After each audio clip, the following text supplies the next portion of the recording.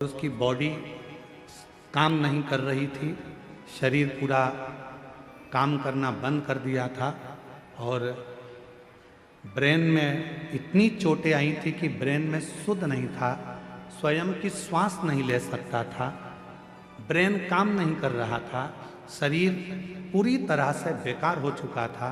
Doctor ने जिसको पूर्ण तरह से घर ले जाने का कह दिया था। अब इस पत्र को पढ़ेंगे। मेरा नाम श्रीमती सुमित्रा मरकाम है। कहीं बैठी हो सुमित्रा जी तो हाथ हिला सकती हैं। सुमित्रा मरकाम, गुलावा पारा, सिंगनपुर तहसील,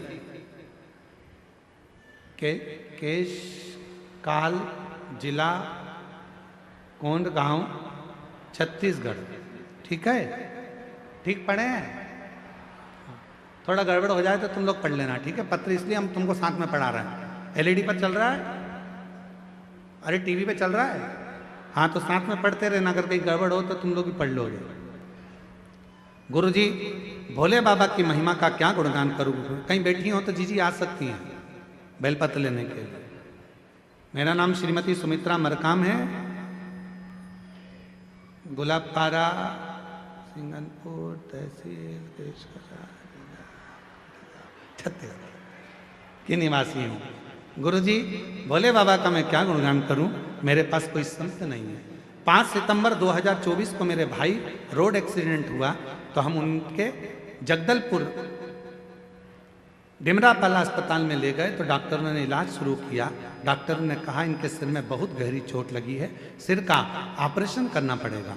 ऑपरेशन करने के बाद उनको जब वापस लेकर आए, आईसीयू में डाला तो डॉक्टर ने कह दिया कि आईसीयू में डालने के बाद कहा कि गंभीर व्यवस्था, होश नहीं है, गंभीर हैं और खुद से सांस भी नहीं ले पा रहे हैं, धड़कन भी नहीं चल रही है, कभी भी कुछ भी हो सकता है, कुछ कह नहीं सकते, कोई चांस नहीं बचने का।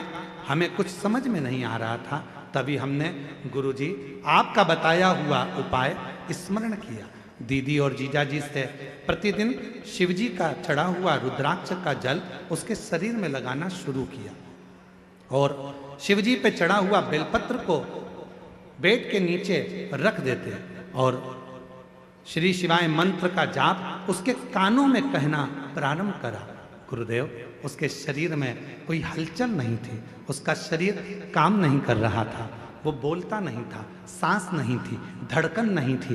डॉक्टर ने तो कह दिया था कि इसको ले जा सकते हो, पर एक आस लगा कर रहे। बहन तो वहां जल का काम कर रही थी, तभी हमें सूचना मिली कि आपकी कथा कुकरेल में हो रही है। हम तुरंत भागकर हॉस्पिटल से कुकरेल पहुंचे, पंडाल में बैठे। सुना था पंडाल में जो मांगते हैं वो मिलता है। कुकरेल के कथा चल रही थी, उसी में जाकर बैठ गए। वहां के पंडाल में बैठकर बाबा से विनती करी, कथा सुनी, बाबा के चरणों में रोती रही। बाबा, मेरा भाई है, मर रहा है, प्राण छूट रहे हैं, आप बचा लो ना बाबा। मिट्टी लाई, हॉस्पिटल गई, पेट के पास में लगा दी। 15 मिनट के बाद उसको धड़कन चलना प्रारंभ हो गई, श्वास में आ गई और बाबा की ऐसी कृपा हुई गुरुदेव कि आज मेरा भाई पूरी तरह से चल सकता है, बोल सकता है, सुन सकता है और बाबा की कृपा से सब काम कर। ये शिव। और नहीं तो दशा देख लो क्या है वापिस फोटो में, ना हिल सकता है, सिर में इतनी चोटें हैं, ना बोल सकता है, ना धड़कन है, ना श्वास है, कुछ भी नहीं है, बस पड़ा। जिस भावना से आया फिर निवेदन करेंगे। ये कथा तो यहाँ पर 2 तारीख को विराम हो जाएगी। कल की कथा का समय तो यही 2 बजे से 5 बजे तक रहेगा, पर परसों